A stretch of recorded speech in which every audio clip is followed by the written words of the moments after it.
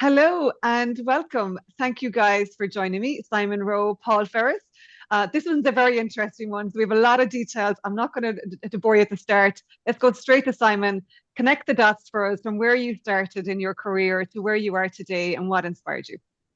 Morning, thank you, Grace, and hi, Paul. I'm Simon Rowe, so I'm currently the Senior Vice President of Canterbury, the rugby brand, Mitre football brand, and I look after all sports marketing and sponsorship for an organisation called Pentland Brands, which is the parent company of a few brands that I'm sure people will know and be aware of, such as Speedo, Berghaus, Celeste, and the like. But I've worked in sport my whole career. I'm a very lucky person because I know a lot of people would like to work in the sports industry. For my sins, I was a player representative, player agent in the rugby industry out in France for a good few years, transferring and looking after the careers of a few players. A lot of foreign players went over to play in France in the early noughties. And I then moved over to the Welsh Rugby Union, where I was head of sponsorship. So looking at the sponsorship revenue stream for a national sport in a country that is very passionate about rugby before I joined the Pentland fold. So yeah, I've worked in sport for a long time. Big passion for it, and big passion for how partnerships can really kind of drive good business, I guess. And it's fascinating. I'm so glad we got connected through Andy. So I'd love to know more. And we'll talk more about that in a minute because I think there's an element here of this the sports aspect that I cannot wait to pick up the thread on. But Paul, over to you. Connect the dots for us from where you started to where you are today. Again, an amazing journey. Yeah, well, like Simon, sport's been a big part of my life, but I'm currently the CEO of Speedflex UK and Ireland Limited. It's a health and fitness brand. Before that, for my sins as a very young boy, I left Ireland at 16 to become a footballer at Newcastle United. When I was there for 5 years, I was Newcastle's youngest ever player. When I was 16 and 294 days, when I made my debut for the first team, managed to score a goal at St James's Park, Simon. So it's still on video. You can have a look at it. Someone says at Nice. at the Gallagher end, only one, but at least it's one. And then got a very nasty injury and found myself at 21, essentially with no qualifications, no football career, thinking what do I do now? So I went back to college, back to university, became a physiotherapist, and very quickly got a job back at Newcastle United in 1993 when Kevin Keegan was there as the manager, and I stayed there as a physio from 93 to 2006. So from Kevin Keegan, Kenny Dalglish, Ruud Gullit, Bobby Robson, Graham Souness, that era. So 18 years in professional sport. Somewhere along the way, I decided I didn't want to be a physiotherapist, so I did a master's degree in history of ideas. I'm not quite sure what that was all about. If you can tell me, I'd like to know. And again, I was trying to get a pay rise off the then chief executive, and he kept saying no to me. And I said to him, "But I've got a master's degree now." And he said, "What's that in?" And I wish he hadn't asked. I said, "Oh, it's in history, it's in history of ideas." And he said, "That will get you 50% of F all in life, won't it?" I thought, and he was right. And I went home to my wife and said, "Actually, you know what? If I'm doing master's degrees in philosophy, I don't want to be in sport. I want to do something else." And she asked what, and I said, I want to be a barrister." And she said, "Where's that come from?" I said, it's always been there. I've always been a bit shy. I want to do it." And then she said, "Well, how are you going to do that?" And I just said, I was thinking we would chop our house in half and put a kitchen on that side and sell that bit, and then we can live off that until I become like the world's biggest earning barrister. And she's as thick as me. She said, "That's a great idea, Paul." So we did that. And I left Newcastle United in 2006, went to bar school and was called to the bar in 2007 and practiced criminal law as a pupil barrister in Leeds for a while. Got a phone call from Alan Shearer, who rang me up and said, "I'm taking over at Southampton Football Club and I'm going to manage Newcastle in England. I want you to be my right-hand man. Do you want to do that?" I thought that was a great idea. So I jumped off the legal career to go with Alan, who was going to be the world's next great manager. And he's now one of the world's great pundits.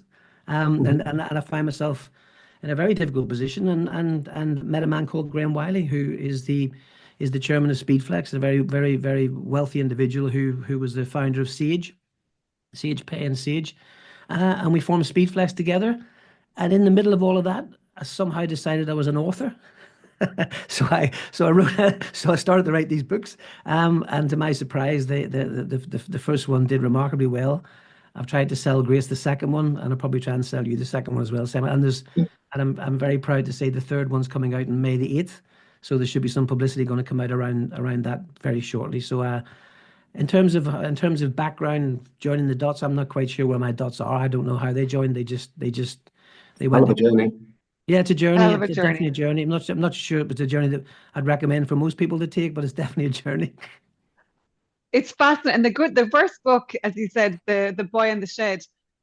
there's obviously a number of topics in there. And I do highly encourage every listener to read it because it talks about sport. But as you said, Paul, it's not really about sport. No. Even though there's lots of soccer talk and there's lots of, and I say football, obviously I'm talking to an English audience.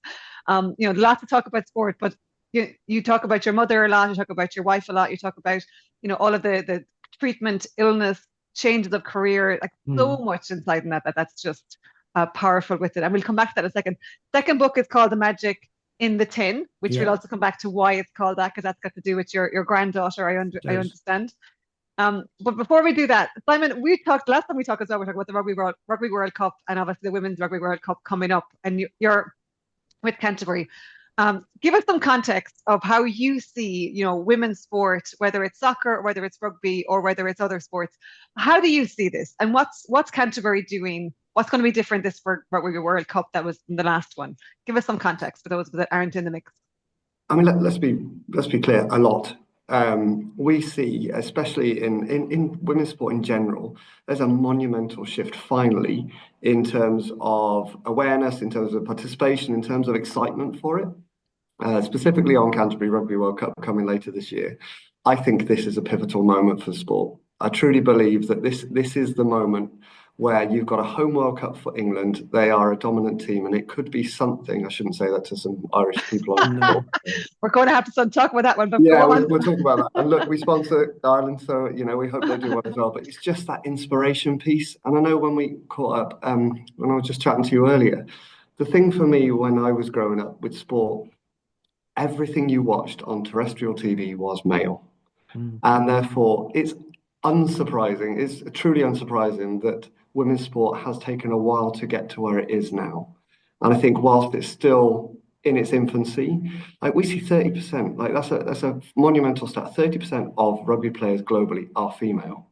And if you say that stat to people, they look at you and they go, no, they're not. They go, why? Why is that reaction? Why have you considered that it would be less than that? It's like because it's not visible. And for us, we've got to help to amplify as a brand. Amplify, I mean, it's a very cliched word, but we've got to help to support the growth of the sport in a sport that we are masters in. Right? Yeah. So Canterbury is a rugby brand. So what you'll see later this year, I think, is a festival of brilliant sport. I think you're going to inspire a generation that will watch it, see it, and realise that actually it's not just girls running around a pitch. They know what they're doing. I actually also believe, I know Sarah Byrne got a bit of social media abuse the other day for TikTok dances after an England-Wales game. I think what you also see is this sport has a preconceived idea about what rugby is, and it is big burly men that run around a pitch and they knock each other about. It doesn't need to be that. And I think that's what's brilliant about what's coming. I think a lot of people are going to watch it and just think that it's exciting and it's fun and it's different. And therefore, that 30%, our aim is that we're going to help rugby get to a place where at least there's equality in terms of participation. But, and it's a big but, it doesn't come easy. So everyone's got to be dragging in the same direction, whether that be sponsors like Canterbury, whether that be unions that are really investing in the game, whether that be parents that are really inspiring their kids to strap on a pair of boots, get out and play. Like there are other challenges that we need to overcome, but just, as a precursor, this for me is a bit of a pivotal moment for sport. Yeah, I actually cannot wait. And as you said there, so I used to play rugby, and I think I played it before it was cool as well. And likewise, fantastic. But the beauty of rugby for me is, that they're saying it's not women's rugby or men's rugby, it's just effing rugby. And you're like, let's just play the game. It's excellent.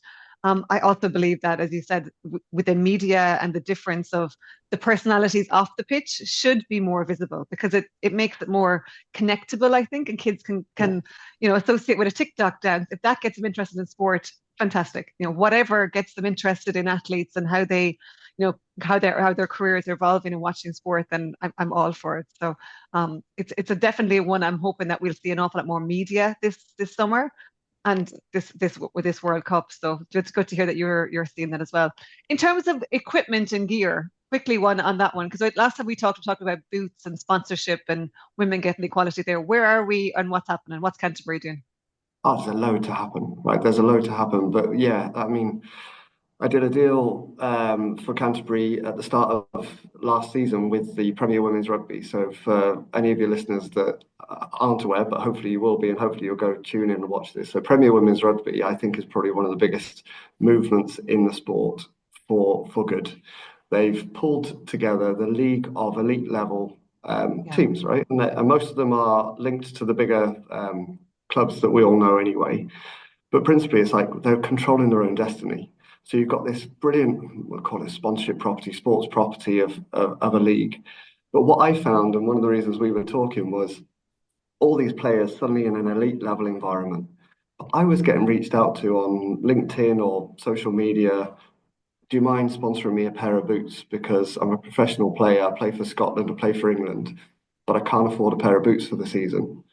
And you know, one of those moments where you have to sit back and pinch yourself and say, this is wrong. There is something fundamentally wrong if elite level players, and Paul, I'll probably go back to your era, even, I'm sorry, I'm going to talk about an era gone by. You probably still have sponsorship back in the day for kit deals. Yeah. But we're talking 2024, 25 with players who are professional, who are not able to find the right product to get on the pitch. Yeah, correct. We did a sponsorship deal with the league to ensure that every player, every single player, if they wanted to, got access to enough boots to see them through and give them the right quality of product for the season. And from there, what we're trying to do is build a relationship with the players to really understand what it is that they need. Because I think it's still a learned iterative curve on product development to say women's sport, especially women's rugby, you can't just say, well, there's the men's version, let's make it in a size 10. That's not the right way to do it. Same with boots. I think there's a process to go through to really understand the anatomy of a female athlete, female rugby player, but work with them on what product development is. So we're doing a lot. We're having a lot of, as I said, I sponsor with the Canterbury brand, the Irish rugby team, including the women's team. So we spend a lot of time with the players there, really getting under the skin of, okay, this is what we currently provide, but what do you need? And I don't know, as Canterbury, we've got one of the best partnerships in an individual who, watch out for her when it comes to Rugby World Cup. Ellie Kildunn is World Player of the Year. So not only is she a brilliant force on the pitch, she is an exceptional force off the pitch. And I remember my first interaction with her when I was trying to sign her up as our ambassador. And I hope she won't mind me saying this, but she was very blunt with me to say, Canterbury, it's quite a male-dominated rugby brand. I see it as a real male-focused brand. Products designed for men, looks like it fits men, looks like it's designed for people your age, Simon. You go, okay, well, why don't you come in and help us develop the right product for females? And I think that's where, as I say, an iterative process. Us as an organisation, we like to think that the outside coming in is going to help us to develop the right product for the right athletes in the right moments. And with our commitment to the women's game, I don't think we've got it 100% right now, but there's a commitment to go, we'll listen and we'll make sure that we develop products as we go, whether that be now, next year, 5 years' time. If you're in the sport and a niche sport like rugby, you've got to really be listening to your consumers, haven't you? Otherwise, you'll just become this defunct heritage brand that everyone thought they loved 10 years ago when we sponsored the All Blacks or something like that. I love it. She sounds like my kind of woman. We're definitely getting more blunt and more vocal around we need better products, and I think some men are loving it because they're like, yeah, well, come to the table, help us design it. There's an opportunity, the business opportunity to do this well. And there's a customer base that is not being served well enough. And hence the business logic makes sense. So I love it. She sounds like my kind of woman, but I am going to hope that Ireland rugby kick your ass in the coming months. And I will be absolutely wearing the green and cheering our girls on. That's fine by me. We support the ball, honestly, and I think that's it. As a rugby brand, it's not about one over the other, really. Yeah. And I know it's hard to say that because sport is about winning, but actually the winning is if women's sport grows. Yeah. But this is the beauty of sport as well, isn't it? Like we've all, we go and compete on the pitch. We'll knock each other about off the pitch. We shake hands. We walk away. We have food. We chat. This is the beauty of sport. I think it brings people together, even though you might kill each other on the pitch for the 60 minutes or the 80 minutes. So, Paul, in soccer, when you started, and obviously it was over 40 years ago, right? But give us some context. What was available to you over 40 years ago? When It's you funny were 'cause the messiah at that point, it sounds yeah, like, it's funny because coming through. when I arrived at Newcastle and sponsorship was just starting, Simon. There wasn't many people doing it. I don't think. But how do you say Nike? Is it Nike or Nike? Nike, I would. Nike. So Nike built their offices in the UK offices in Washington, just next to Newcastle upon Tyne, and had a very an old ex pro there called Jim Pearson, who was a lovely fella. And as soon as I made my debut for Newcastle, I got a phone call from Jim, and he said, "We'd like to sponsor you. We're going to sponsor Peter Beardsley, Chris Waddle, and we want to take on 2 young players, and we'd like you to be one of them." Yeah. And I went in, and the sponsorship deal was I could have a 2-year contract with Nike, and if I could get a car to go to their warehouse, I was entitled to fill that car with anything I wanted. That was there's no money in it. No, Wow. I didn't get any money for anything, but for like 2 years I walked about in the best of Nike gear. And my family in Ireland all had Nike football boots, and everybody had them. But that was the first of that. But when I think back to that, shocked me when you said about professional girls not having boots. It's just That's today. Like, because that's actually recent. only yesterday I was with my family and we were talking about all of our yesterdays. I often do. If you ever, and I mentioned, and Simon, you may be a bit young for these, but I mentioned when I first started playing because I was an Irish working class family, and I always had boots, but they weren't always the most amazing boots. So my first pair of boots were a pair of Woolworths Winfields, which were for you, Grace, were basically boots. You could go to Woolworths and they have these plastic, they're like they seemed like plastic boots with like I think the bottom of them were paper and staples, and they kind of looked like boots, but I'm not quite sure they really were. And they had four stripes, whereas Adidas had three. So Right. you would buy you would buy your Woolworths Winfields, and then you go home and then try and black out one of the stripes so that it looked like you were wearing Adidas boots. But I genuinely, and then you go and play in them. And I remember playing like my first or second game, and like the bottom just flipped off it. Like so, I had like this flap, and then someone, I think my mum or someone, glued them back again. And that was my first pair of boots. But my second pair of boots, and it's only because you mentioned boots, Simon. My second pair were a pair of Gola, which is much more recognized boot. But I think my mum just went in the shop and just said, "I'll have that pair," like without any knowledge of. But my Yeah. son's feet are size 4 and they're size 8. So basically, for the next pair of boots, I had to stuff some toilet paper in the front of them, and then so that my feet fitted into them. So I'm not quite sure how I managed to get from doing that to being the youngest player ever to play for Newcastle. So I think maybe it was because I had inappropriate boots. I had to work harder or something. But I don't know. Maybe But resilience. yeah. But when we were first starting, and I mean, I've actually, Reyes, I'm not here to sell a third book, but there's a book coming Ah, out. you are. Go on, I tell us am. about the books. There's a book coming out in May the 8th, and it was going to be called Seasons in the Sun, 18 Years of Life Inside Newcastle United. And the publishers very sensibly said that you need to be more specific. So it's now going to be called Once Upon a Tune, 18 Years Inside Newcastle United. And it is essentially that journey from 1981 to 86 as a footballer, coming back in 93 to 2006 as the physio and going back with Alan.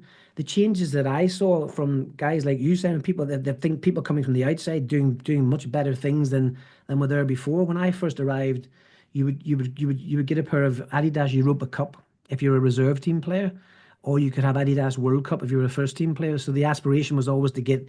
There's only 2 pairs of boots that we could get there with them. But if you brought your boots into and there was a tiny rip in them, you weren't getting a new pair. You would go to the man at the ground and he would look at them and say, "They need to go to the cobblers." And so the football in the 1980s, I've been able to sort of revisit that period of time that really we've all forgotten when actually it was professional, but not really professional. I don't think it wasn't very professional at all. When I came back in the 90s, the change was phenomenal. And now I think if I was to go back now, I wouldn't even recognize it. I mean, what's happening now, and you've stayed in it, Simon, so maybe you can enlighten me with it. I mean, I look at when I went to Newcastle as a kid, there was the manager, the first team coach, the youth team coach, and a physio who wasn't really a physio. Like I don't know what his qualifications were, but he wasn't a physio in terms of going to college. And then there was a man in a white coat at the ground who just fixed your boots and sometimes stitched your head, which is quite remarkable. But now you might have 5 analysts, 6 physios, 7, and more importantly, Grace, for you, a lot of those physios will be females. A lot of those analysts will be females. Even in the 90s, when I went back as a physio, I graduated as a mature student as a physio with some brilliant girls in my year. And physiotherapy is a female-dominated profession. There were probably five men in my year, and the Oh, rest were females. interesting. The rest were females. However, I was the one that got the job at Newcastle United Oh, but- yeah. because I was the best physio. Yeah, no, more than likely Not, not. not No really. offense. It just wasn't an option. There just was no route. There just clearly was no route. So I graduated with lots of very, very, very talented physiotherapists, and they would never have got. You asked about joining the dots. That I got an opportunity that they wouldn't get. Yeah. Mm. We talk a lot about affinity bias, don't we, in terms of recruitment? And I think, especially in sport, and I was lucky enough to work for the Welsh Rugby Union when they were winning Grand Slams under Warren Gatland and the like. But that Amazing. backroom team, to your extent, the senior leaders were majority male. The physiotherapists, the day-to-day admin roles, a lot of that was female oriented. Mm. But part of my question that I always ask in terms of being a leader is that because of affinity bias, right? You think about the fact that I don't know what a female can do in that role, and therefore they're just recruiting what they know or what they think to be right. Yeah. And the sooner we can change that, and you see that a lot in in the women's management of football now, you've got that shift, and I'm really keen to see how that evolves in terms of the management. So not just on the pitch, because again, you've got a lot of tendency at the moment with female teams still having male coaches and male managers, and I don't know if that's the right or wrong answer in the long term, as long as you've got the right male allies. Yeah. But how are you bringing through the next physiotherapy leader? Yeah, How yeah. Sorry, Simon. On that note about female football, I can talk about football because I pay a lot of attention to football and female football because I've got a granddaughter now who's obsessed with it, and because Newcastle United won a trophy recently, she's even more obsessed with it. But actually, you've got. We live in a society still where you watch that European Championship win, and you're going to do the same with the rugby. I hope, and you're going to transform rugby for young girls when this World Cup comes. I guarantee it. I watched that with my granddaughter, and I remember jumping off the chair when I'm not even I'm not English, she's English, I'm jumping celebrating with her, but it's a moment she'll never forget. So she something happened in her head that day where she then wants to play football and all those things that go with it. However, when I look at lots and lots of ex-professional footballers and their comments about women's football, it could be more helpful. And women's football isn't men's football. It's different. It's different. Women aren't men, clearly, but actually, it's still a sport in its own right, and it's still a talent in its own right. What if it doesn't look as fast, and the pass didn't get there as quickly as it should have done, and she didn't smash her in a tackle as hard as she should have done, and she can't strike the ball 50 yards like he can? It's a different sport. But it needs to be valued and cherished for that, not ridiculed, which I think it's getting better. But I still think there's some of that. I don't know whether that's maybe I'm stepping in the wrong place here, but there's too much criticism of But look what Messi could have done. You can't get it. But no one. Messi can do what Messi does, and Wayne Rooney could do what Wayne Rooney does. But actually, Chloe Kelly can do what she does. Alicia Russo can do what she does. They're skillful in their own right. I want my granddaughter to grow up and actually be valued for that. I'm not saying she has to be. I'm asking for equal rights and equal pay and all that, but there has to be a value in what they're doing and driving this thing forward. Otherwise, they're going to get smashed into the turf. Pardon the pun. No, and that's for me why the sport needs to be seen differently. As in, It is like different. you can't judge one against the other and say it needs to be a like for like comparison. Sport needs to be evaluated on its entertainment, right? In the nicest way, sport is entertainment. We all sit down, we buy our tickets, we sit, and we want to be entertained. And I think that's the part for me is, back in the, yes, it's for physical activity, and yes, it gets us fit, and that's a topic that I'd love to cover shortly. But in principle, people are, us as consumers sit down and we want to be entertained. Yes. That's why it doesn't need to follow this strict regime of, well, this is what the men do in sport, and therefore Yes. women's needs to be another version of it. Actually, approach it in a very different way. Approach it in a way that actually appeals to your granddaughter or my daughter, because we all have different interests. We all have different things that get us excited. Even individually, we all do. So pigeonholing what excitement is and what entertainment is, that just sets us up for a failure. Mm.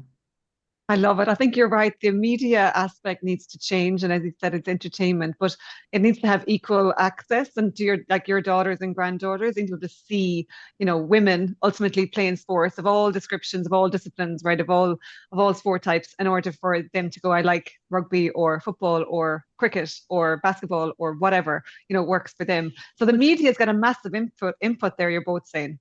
Well, the media, and also I think ex-professional footballers in terms. I mean, you speak for rugby. Ex-professional footballers in terms of, if you're watching a female game and you're getting so angry about it and you don't like it, Well, don't watch it. You just said it's entertainment. What? That's not that. You haven't enjoyed that entertainment. Turn that off and go and watch the men play rugby, or go and watch the man running the 100 meters. You don't have to watch it, but actually, the people who want to watch it and go to there should be allowed to go there and grow it. And Yeah. I listen to the crowds at the women's football, and you just hear, if she scores a goal, you can hear lots of high pitched screams. And there's lots of young girls in that crowd watching that. So there's entertainment right there for them and Yeah. something they can aspire to be. If it's not for you, just turn it off. Go and That's like watch any something else. sport. That's like any sport, right? I mean, I mean, so I'm yeah, not going to watch cricket. No offense, Simon. no, Right? you see, Simon, Regardless. because Grace doesn't watch cricket because we're Irish and we don't understand it. That's the problem. But I know there's some very good Irish cricketers. But I watch cricket sparingly. So the Ashes come on, and then I become the most avid cricket fan in the world. But if Surrey were playing Sussex, I'm just not going to watch it because that's not my sport. But I'm not going to criticize the people who are watching Surrey and Right. Sussex, as it is their sport. So if someone's watching Man City women last night instead of the Champions League, that's your choice. That's the choice, and it's great that we have the choice now. And Yeah. you Yeah, mentioned Simon exactly. about rugby. I hadn't even considered it. I watched a little clip of the rugby, and I tend not to watch it because the women's rugby, because England seemed to smash Ireland at it. So I tend to turn it off because I don't want to see the pain of that. But it's not the same sport, is it? I mean, I watch it and I know it's not. It's just it is rugby in name, but it looks instantly. But I don't dismiss it instantly. I think, wow, that girl has worked her socks off to get to that point, to be in that Serious position athletes. in Yeah. that team. Yeah, great. Grace, on your point about media playing a really important role, I think if I can address it, if you look at Olympics as an example, or swimming, so Speedo is one of our brands that we own, and swimming, and you've got sports there where you have, okay, media visibility generally around the Olympics, but major events as well, and there is equality in terms of participation. And I think that's a really important point. The media, it gives the opportunity for young females or even established females to watch their heroes in action. Mm. And so for me, the role of media is vital, because those are sports where we don't even really talk about gender equality because it's a given. The participation at the Olympics, I think, is now actually gender positive towards females. Swimming is a great example. I have a roster of athletes that we sponsor across males and females.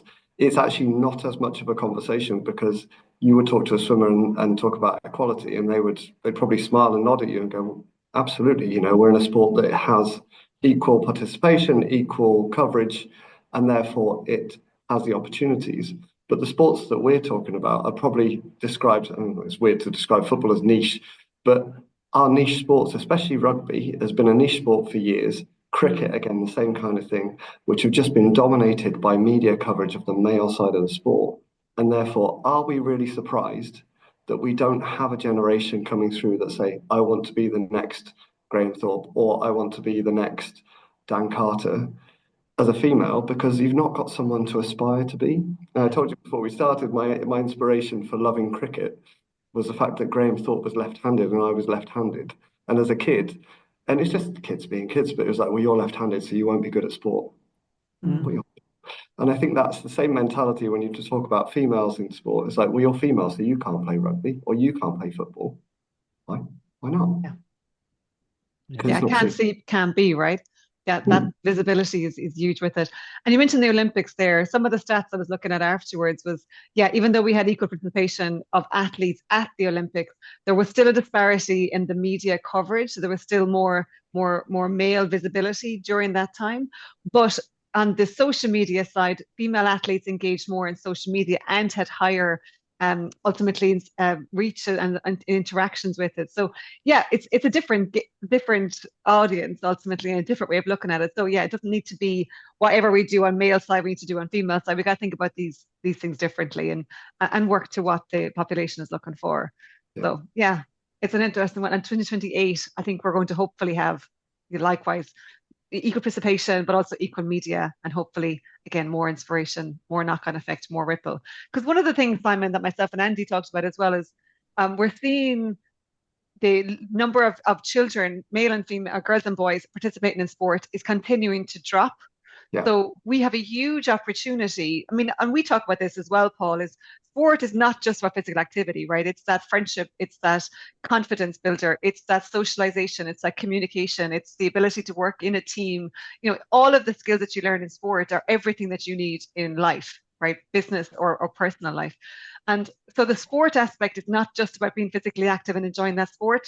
So I think we have to turn the tide somehow, because if we don't have more kids participating again in sport, whatever sport, we've seen, and we've already seen it, right? A knock-on effect of the ability to communicate and confidence and so on with it. And obviously the knock-on effect then of social media and technology has play a part in it. So there's so much opportunity and benefit being part of sport. We really need to turn the tide. And if we're not doing all variables justice, we're not going to turn that tide, because we are sitting down more on the day. Kids are sitting down more. Kids are not able to walk to school as much as they used to, or back in the day, and not cycling as much on normal country roads as they used to. So all of these factors play in. So we got to find a better way of making sure that we're trying to attract every single kid we can get access to into any sport. Yeah, so much distraction. I think that's a really important point. We talk about media and the visibility of sport. So I'm lucky. I sit as a co-chair on the Physical Activity Committee at the World Federation of Sporting Goods Industry, which is where you reference Andy. So all the sports brands together working to try and solve collectively a problem which is going to impact all of us, which is physical inactivity.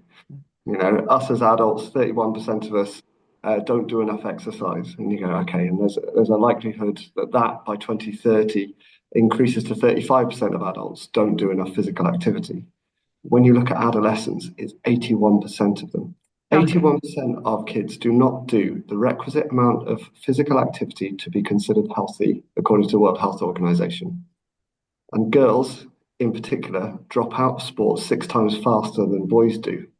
So there's a big problem coming, and you can put sport on media. Yes, that is going to help assist in terms of visibility.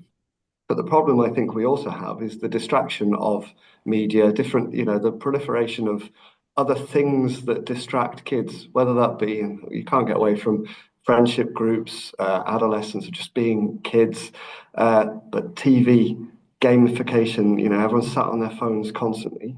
And unless we can solve that connection between how tech and sport connects, I think there's a big problem that we're all going to face, which is, the impact on national healthcare, non-communicable diseases that we could talk about shortly as well. There's just a wider implication around not being physically active that is mental and physical, but just so detrimental for what we're all trying to do, which is to inspire that generation to play sport. Great, they're watching it, but are they actually watching it if they're busy playing Roblox?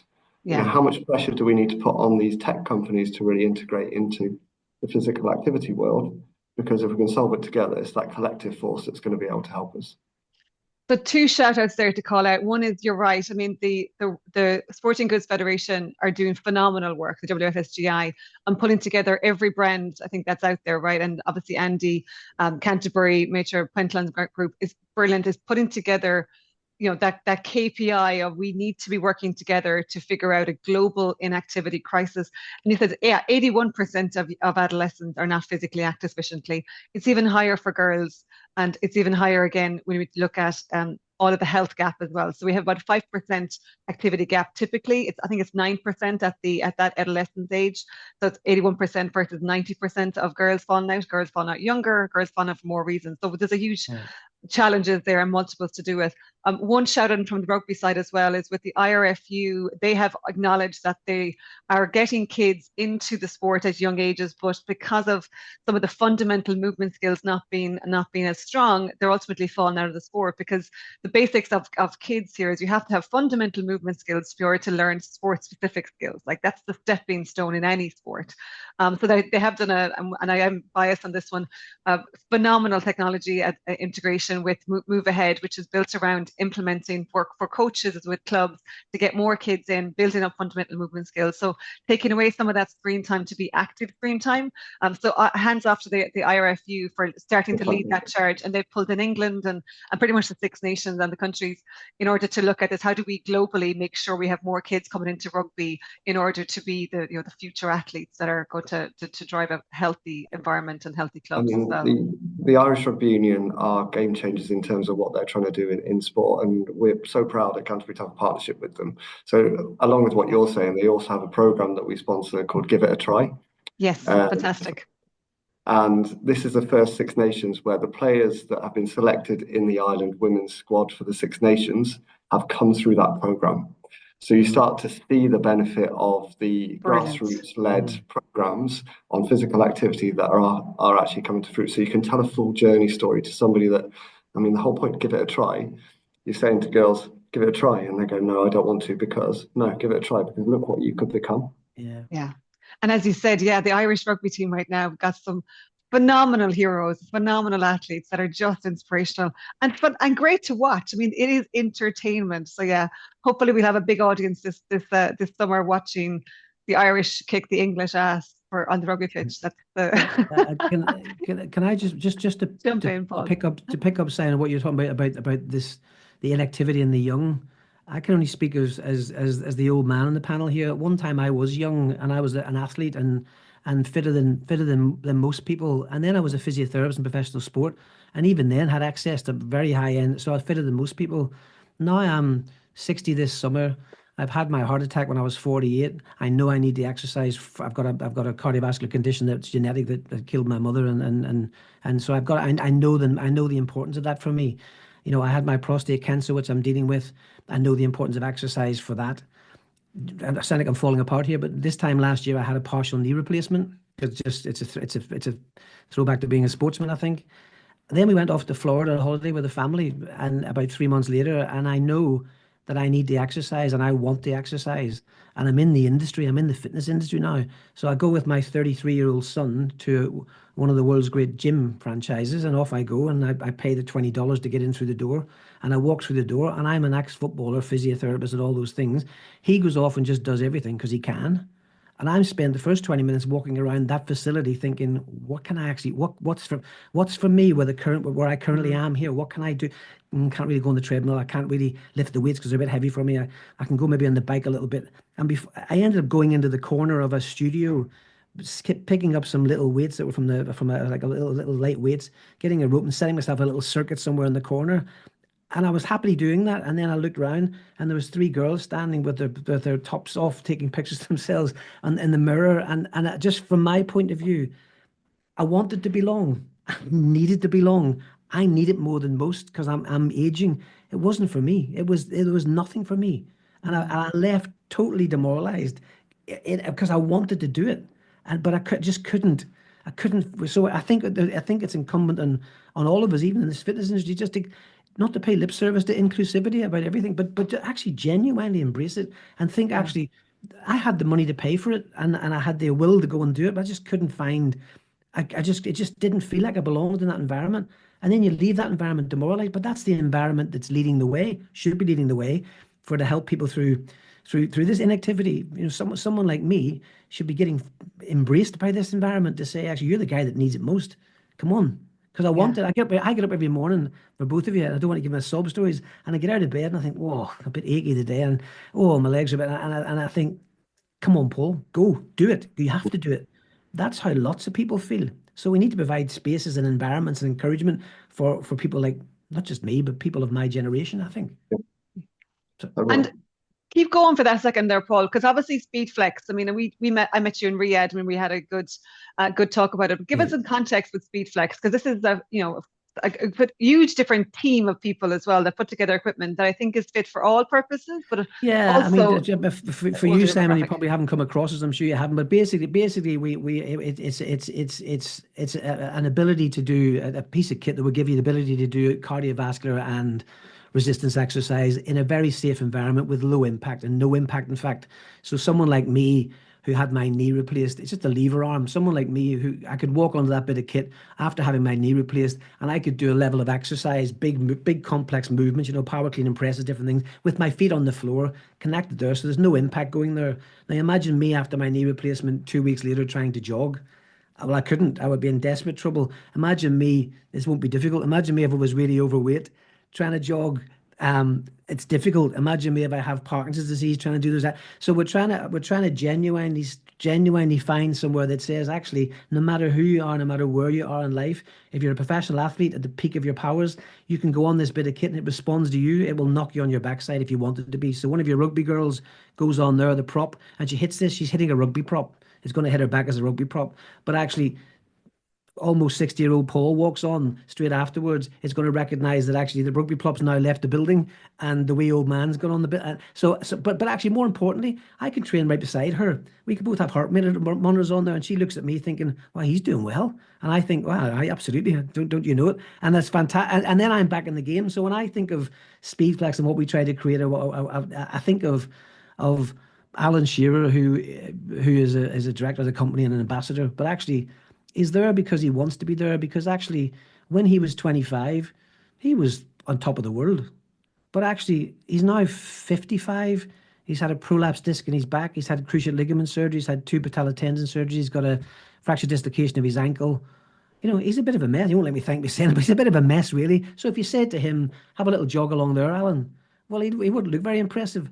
But if you put him on this bit of kit with the lever arm there, or in a room full of people doing it, he can look like he's doing big movements again. All you see is, oh, Alan Shearer's heart rate's at 80%. He's on fire. And I think that's really psychologically for him fantastic, physiologically for him fantastic too. So in the mornings, when I'm feeling achy and all those things, I make sure I go and do at least, as you just said, sir, I make sure I do the level of exercise the World Health, at bare minimum, what's recommended by the World Health Organization. I make sure I do it. But you need to provide spaces for people like us to do it, or people with ailments to do it, because they're the ones that need it most. The guy who's 25 stone needs to find some way to get back. He needs help to get back. The guy who's been diagnosed with a degenerative disease doesn't feel very fit and active, doesn't feel like he belongs. You need to make him belong, or her belong. Yeah. The young girl who's never exercised before can walk in and train next to people who exercise all the time. They're really important things psychologically as well as physically. And I just don't think, sorry, I feel like the industry that I'm in now, I feel like lots of people say the words. I'm not quite sure. Lots of people do the things, but yeah. Agreed. But as Simon said earlier on, right, you had a conversation with a female athlete who had perception that Canterbury was for male, and your automatic reaction was, "Come join the table. Come join us at the table to create something that's designed for you." And Paul, to your point, I think that's not happening, right? Where we're getting a diverse audience around the table, thinking about the equipment, the environment, the access, and so on. And that's really what we need if we're talking truly about inclusivity, is having an inclusive, diverse population that's going to be serving and speaking for that population, whether it's conditions or injuries or age or gender or whatever. There's so many people. There's 1.8 billion people, adults, that don't do enough exercise. To your point, Paul, what you doing? 1.8 billion globally. Right? And it's not that difficult. And I hate saying it's not that difficult, because for the people that it is difficult for, will tell me it's difficult. But who is out there, other than yourself and other organizations like yours, trying to remove barriers to enable people to do it? Because to your point, Grace, is inclusivity. Yeah. This is total inclusivity. At the moment, if you're marketing just to the masses, as in the more profitable commercial groups, human groups, then that's slightly different. There's all these inactive people that you could be looking to support in their journey, which actually has such a huge commercial and economic knock-on effect for brands, but also healthcare systems. Everywhere. It's exponential. Yeah. Let's come back to the thread on health here a second. Paul, you've been quite vocal in the book as well, but I'd love you to share some of the your recent health and your recent topics that we want people to talk about, and also we particularly want men to talk about, because we talk about, as we said with this at the start, we don't hear enough of I think the real stories of health and conditions and treatments and so on. So can you share what you can do, please, in relation to your recent health and what we should be talking about as a society for male health as well as female health? Well, I think my recent health issues where I have a hormonal cancer. I have prostate cancer. So a bit like a female who have cervical cancer or breast cancer. They're very personal cancers, because they affect your very being. So from my point of view, I wrote the Magic in the Tin was the book. I wrote the book because I was someone who was perceived to being on the right side of this cancer. I got it caught early, had my prostate removed, had some radiotherapy, and I'm 7 years clear of the cancer. So I'm a good news story for cancer. However, and I lost my brother-in-law to prostate cancer very recently because he was on the other side of it. So I recognize the devastation of that. And so I have to be very careful what I'm about to say next because I'm probably off message. I still want all men to go and get checked for prostate cancer early because you get on the right side of it like me. However, even on the right side of it, there are aspects of it that are just devastating for a man. So I don't know who the podcast is going out to, so I'm going to be very careful. All adults, you're fine. But in my case, you have your prostate removed. Once it's removed, you no longer produce semen. I don't think men even know that. You probably most men have a bit of penile shrinkage, which I don't think men want to talk about. Some men become continent again. And in my case, I was continent, then incontinent, continent, and now a little bit incontinent again. So again, we're talking about the gym. What I didn't say was I went to the gym in Florida, and the reason I'm looking for things to do is if I was to jump up and down, I'm going to wet myself. So lots of women will relate to that from childbirth and different things. But these I don't feel the same as I did before my cancer psychologically. I've had several conversations with doctors about that. That affects every aspect of my life. It affects my ability to be a good husband, to be a good father, because sometimes I'm just not in the mood. Sometimes I'm actually in very much the wrong mood. And we're back to exercise. Exercise transforms me because it makes me feel like I'm not done yet. It makes me feel like, if I can do some exercise and feel like I'm in the game, I feel really good about myself. That makes me a better husband, a better father. But actually, yeah, I think there's a discussion to be had around. I don't think men should shy away from because it is. I think prostate cancer might be up there with heart disease for men as maybe the biggest killer of men. But definitely get checked. Definitely. But actually, I think we do need to be better in terms of. I think the treatment needs to be better. And I think the outcomes for men, I don't think all men should be left, lots of men should be left incontinent or they should be left with erectile dysfunction. I actually was writing the book, Grace, and I was writing about an appointment that was made for me, and hopefully you've never have to have this appointment, Simon. I got an appointment made for me to go and see the man who showed you how to use the penis pump. And and it's a vacuum pump to pump so you can get an erection again. And I was writing this about this penis pump. And my son walked into the room and he's 27 years old. And I said to him, just stop there for a second. Can I just read you what I'm writing here? Just because I'm going to this probably going to be published. And I read this bit out to him about me being demonstrated how to demonstrate this penis pump. And I said, are you okay with that? Like me putting that, is that not? And he said, no, you need to write that. That. I said, I have no idea that was happening. No idea that there's even such a thing. So I think men are getting better, but I think we could still be better still, and society could be better with men in terms of. I know there's a conversation about the amount of money that's gone into breast cancer research, for example. I don't think it's there yet with prostate cancer, but I think it should be because actually.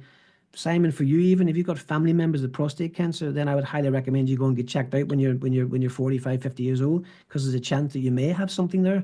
That conversation just needs to be battered home. Maybe me talking about penile shrinkage and erectile dysfunction, all those things probably put people off, but it shouldn't, because I'm still here. And I was still able to write a book called The Magic in the Tin about my granddaughter because she has a magic tin. And I spent yesterday with her in the forest that she thinks is our forest. It's just the forest next to our house. We don't own a forest, Simon, I was just saying. But she walked through the forest yesterday with me and she said, Granda, technically, she said, this is our forest, isn't it? And I sort of said, well, technically, yes, it is. It is our forest. So I'm still having those moments. And I'm having those moments because I have my treatment. And yes, I'm left not in the way that I'd want to be, but I hope that gets better for other people. Yeah, I think if I can, and it's good, just to be honest, hearing your story is a lot of what a lot of men like me aren't aware of. You hear the 1 in 10 will get prostate cancer. You don't hear the impact. And not to take it away from prostate cancer, but other cancers, you never hear the impact across the family unit. You don't hear the impact personally. And I think then you imagine how many, and I don't know the statistic on this, but how many people are, survivors of cancer, but the long-standing impact on them, their mental health and their physical health is incredible. But it links to what we were talking about, that disenfranchised community or that underrepresented community when it comes to who's looking after yourself and other people in your journey in life, in your inclusion in things like whether it be sport or activity. It all links to the open and honestness and the transparency that you're giving enables people to try and find solutions and investment to try and help. You make a really good point about prostate. I got a friend with lung cancer. He sat for over 2 months not knowing the results of a biopsy because of how they approach lung cancers. And in that time, he sat, and his mental health, I'm speaking for him, would have deteriorated massively because he didn't know. And so it impacts on so many people across. I mean, I think so. I feel like just upon a personal level, I have to rely on what's inside me that has driven me my whole life in order for me just to get out and exercise. Now, I feel like I have to really, really, really dig into everything that I am to try and so what made me a footballer, I have to dig into that. What made me go off to sell half my house, I have to dig into that. I have to dig into all of that just to keep myself going mentally and physically with this thing. And I feel like it shouldn't have to be that difficult. There should be other, because I'm not saying I'm a wonderful person. There are lots of people that won't have that mentality and that inside them that says, I'm getting back up again. I will all that. Have you ever haven't bored you enough about these books, Simon? These books are about getting back up again when you get kicked. It's as simple as that. That's what it is. Because and getting back up and moving in a direction, even if it's the wrong direction, it's still a direction and you're still going. And I feel I have to dig into all of that just to keep going now. Because of now, I don't think it should be that difficult. I think we should have more support around that. That probably wasn't where this conversation was going to go, but you did bring it up, Grace. No, but I feel like it shouldn't have to be that hard. If I say to my doctor, I'm really struggling mentally today, I feel like that's a proper, for a man to say I'm struggling mentally today, for me, that's a red flag. I would, but actually, and the amount of times I may have said that to people and just it's just brushed over because it probably opens up a whole conversation and a 25-minute consultation that no one has the time for. And it's much, and even when the prostate stuff happened and you're flat, you're offered medication. Who recommended exercise? Who recommended getting out into the fresh air? I know they say they do, but genuinely, I'm not quite sure the people who, we're talking about wellness and health. Fitness industry's over here, doctors are here, there's GP referrals somewhere in the middle. I get all of that. This industry that I've now found myself in should be leading the way, and lots of that's massively leading the way. If it isn't already, it should be massively leading the way. Yeah, huge change needed on the industry perspective. But thank you, Paul. I think it is important that we hear, and athletes, Simon, we obviously have loads of athletes, ex-athletes in particular, who are going through health journeys. And I think it is a powerful story when you can share the reality of conditions, the reality of treatment, the impact. And only by talking about solutions, the issues and challenges and the effects, can we get to what can we do about it, and how do we get diagnosed earlier, as well as more treatments on the table and a better ecosystem. And it's a system change that you're talking about there, Paul, that needs to happen. But so thank you for sharing, because I do believe that the brave aspect that you've taken on, we have loads of athletes that hopefully will follow suit, and we can get more conversation around it.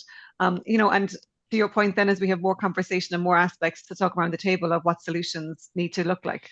Because as you mentioned just one thing there, incontinence, it affects everyone. If unfortunately there's male and female for different reasons, and it's not uncommon, and yet totally it's all different, Grace. It's a strange thing because you have a heart attack at 48, and you had a blockage in my main coronary artery. You get this stent, and that's people like, oh my God, that's horrific. But actually, that after the initial 6 months of fear, I can exercise and do whatever it is. I go and get my tests done. They're all fantastic. And actually, it's as if that never happened. In reality, I know it did. But actually, the prostate cancer, it's physically there with you. Every time I get undressed, it's there. Every time I have it's so the impact on both those two, what are very serious conditions, very different. And I don't think we should leave people to wither on the vine. I just don't. I think we should because I feel like there's a lot of life left in me. Probably that's where the books are coming from. If I'm being honest, it's probably that. It's basically saying I'm going to hit Simon over the head with this book. But anybody watching this podcast, what's going to happen now is my son's going to ring your doorbell and they're going to pass you a book in through the side of the thing. but they are a sign for me, an outward sign that I'm not done yet. That there's more there. So. Paul, your wife is stuck with you through all of this. She's a better woman than I am, I'd say. I won't lie to you. Yeah, She my can see wife's the conditions that affect everyone. yeah, my wife's well, she's a teacher, and when people read The Boy in the Shed, she'd come in from school and she'd say, "Oh, Dawn's read The Boy in the Shed." I'd say, "All right." She said, I knew she'd read it this morning because I walked in the door and she said, "Can you give me I'll give you a hug." So that every time someone reads the book, they give her a hug because they must feel sorry for her for going through this. Through any so yeah, and then I always remind her when people come and say, "Oh, remarkable woman," and I always say to them when we're arguing, I always say, "Never forget. That's just how I wrote you. That's not who you are. That's how." Don't you get carried away about. Don't, no, but she's an amazing. I say girl. She's 58 now, but yeah, we met when we were very young, and I'm glad. Especially with the prostate cancer. I'm very glad that I have that level of support and that longevity in that relationship because, you know, when I go in, when you tell your wife of 35 years that you can no longer get an erection, and she probably give you a round of applause because she's glad. She's probably glad of it. Probably glad of it. We weren't love's young dream at that particular point. However, what I would say is, you still want to be intimate. You still want to have that contact, and we just have to find different ways to be. But she's been through. Yeah, I mean, she left home. I left home at 16 to be a footballer. She left home at 18 to come and be with a footballer. My career was effectively over the day she arrived. So she came across to be with a footballer and ended up having to get a job to support us while I went back to college. So it wasn't really, I don't think she got something different to what she signed up for. So yeah, but the path and the journey definitely changed multiple times while on it. So yeah, it is an interesting one for sure. And I think, Simon, we talked about this as well last time around. We're hearing men more talk about emotions, more talk about vulnerabilities. Obviously, we have, Paul talking about his wife there and his granddaughter as well. You talked about your daughter before as well. So, I mean, I'm enjoying seeing the openness kind of starting to evolve with it. And then obviously the last 30 years has been phenomenal changes, right? What do you see is the next couple of years, or what would you like to see? And I said we talked about this before as well. Around we have this really interesting time in society where we finally have, say, financial independence for women, or the ability of financial independence, which means that we also have a cohort of men worried about, well, what's my purpose now if it's not to provide and to be that protector? And we're at this real changing time. What do you think? What do you see? What's to be positive about? Allyship, male allyship. And I think, Paul, you mentioned there about, and if I think about my own upbringing, my dad worked and my mum looked after the kids. And you just said it there. Your wife moved to Newcastle to be with a footballer and then had to take a career. And it's almost, and this is not disparaging on the comment, but it was almost that was the options. absolutely. And I get challenged a lot of the times. I'm very fortunate with the career I've got. I'm very proud of the career I've got. And some of the questions I still get are, well, does your wife look after the kids? No. She's got a very high-powered job. She's independent. I go, well, how do you do it? I said, well, I'm not the person that's going to sit there and say that I want a traditional, and that's a really important point, a stereotypical relationship. My wife wants to achieve something, I want to achieve something, and we both work as a unit to ensure that the other person can achieve their dreams. Because for me, that inspires. I've got a boy and a girl as my children. I want them both to feel inspired. I want my son to feel as inspired by my career choice as by my wife's. And that's not because of gender. That's because they see that, we've got different career paths, but actually it shows and opens doors to what they can all be. And I think it's that allyship, supporting people in their journey. And sorry, I'm going to go off on one, but I use this phrase, somebody say, what do you want to achieve? I just want to have an impact, and as I say, I'm very privileged with the role I've got. I've got an opportunity to make an impact in sport through the role that I have, through the brands that I work on, through the WFSGI role I've got. So if I don't take it, that's on me, right? And that's important. Same for my wife, though. She needs to ensure that my daughter and my son feel like it's not a conversation of males do this and females do that. So yeah, I think allyship is really important. I work for an organisation that is very focused on gender equality. We are constantly, our board is 60-40 female male. Grace, Andy, our chair, very well. It's an important piece of business And I think once you get it involved, once you focus in a business sense and in your home life, these conversations, let's be honest, when we're dust in the dirt, will hopefully not be the conversations that we are currently having, because they don't need to be. Yeah. And when you just said there, Simon, when I said about Geraldine coming across, she gave up her A-level course. She gave up her education to come across to be with me, and ended up working in a shop for a long time. But actually, as I often say to my kids, she's now a teacher, and I often remind them, I say, do you know how old your mum was when she went to university to be a teacher? And they're like, what, Dad? I said 35. So at 35 years old, she went and did what she wanted to do, and I'm very proud of her for that. But in that early stage, when she came across, she gave up everything yeah. But look, we'll get into.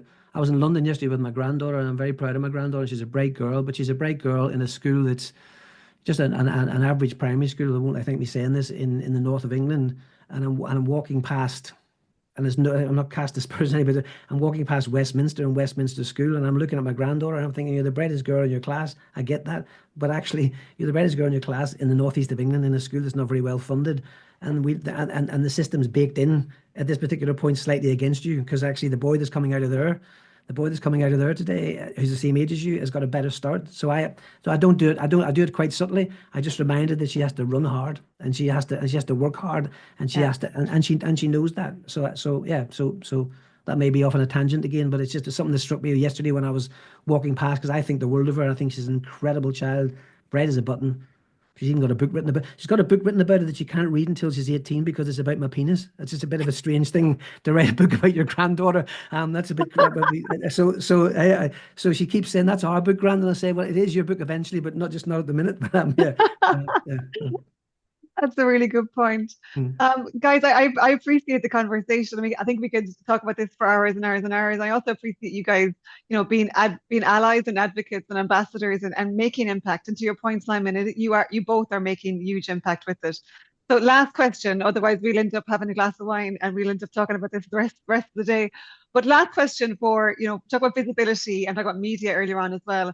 As we look at the world of business, who are the female leaders that I should be aware of, or that you can want to spotlight, that are established or emerging, that are just going to be, again, driving impact in the future? So give me one or two there. Maybe Simon, you want to go first?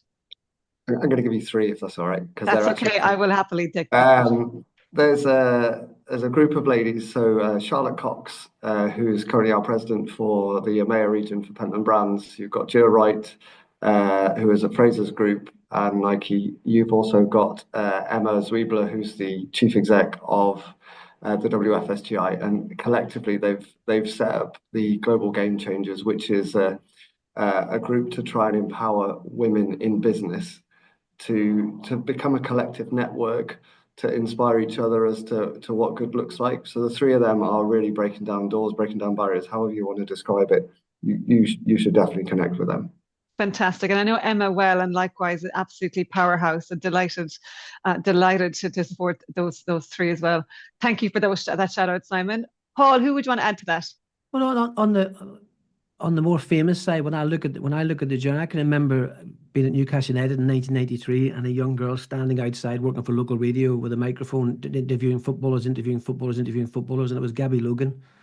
And I look at Gabby Logan and I think, yeah, when people say, oh yeah, but you're Terry O's daughter, that's why you got that job. And you're not. She's got a degree from Durham University, I think, for a law degree, and stood outside interviewing people in the rain instead of. So she's definitely put the yards in to go and get to that point, and eventually is getting. And I also on the similar point, just about to take over Match of the Day, you've got Kelly Cates about to do the same thing, and she gets criticised all the time for being Kenny Dalglish's daughter. Have a listen to how she presents, and have a watch of her knowledge, because it's spectacularly good. That, I mean, yes, you might get that little leg up, but maybe sometimes you need that. It's what I just said about my daughter standing outside Westminster School yesterday. Someone wants to help her when she's still got the ability to let her fly. Yeah. And then I don't know if you know. Do you know Cheryl Hersey? Do you know Cheryl Hersey at Action? Do you know Cheryl? No. I know the name. I don't know her personally. Yeah, Cheryl is just one of the most impressive people I've met in the industry that I've been in terms of just doing things. When I actually feel like if I want something done, I'm sitting with her. I feel like oh, well, we might get this done now. Actually, she's definitely someone who would do that, or she's someone who actually I would come up with an idea in my business, and even a slogan for a bit, and I'm like, is that not very good? No, that's it. And she's very decisive. So you should connect. If you haven't connected with her, you should connect with Cheryl Hersey. And Excellent. it's not Cheryl. It's not Cheryl. It's Cheryl. I've been told many times. Cheryl? It's not Cheryl. Yeah. So it's Cheryl. Yeah. I'll make sure of it. Yeah. Excellent. Great shout outs. Guys, thank you guys so much. As I say, I know I'm looking forward to meeting you in person and having a chat and continuing this conversation. And hopefully, Simon, we're going to be having a right good banter around the rugby this year, where Ireland are kicking England ass. But it's going to be a great tournament either way. So hopefully it gets the media recognition that it deserves, and obviously, all of the accolades that it deserves as well. And fair play in relation to Canterbury being, a massive supporter and being a game changer in that space. So I'm looking forward to it. And Paul, we're definitely due a catch up as well. And I look forward to supporting Speedflex, because I agree it's a huge opportunity in that space for many, many reasons. And your future book is on my to-do list. So I'll make sure. Well, Simon, if you do read it, find a way to get in touch and let me know what you think. I think you might connect with it. I hope you will. Perfect. Thank you. Thank you, Grace. Thanks, Paul. All right. Thank you. Thank you, Grace. Thank you, guys.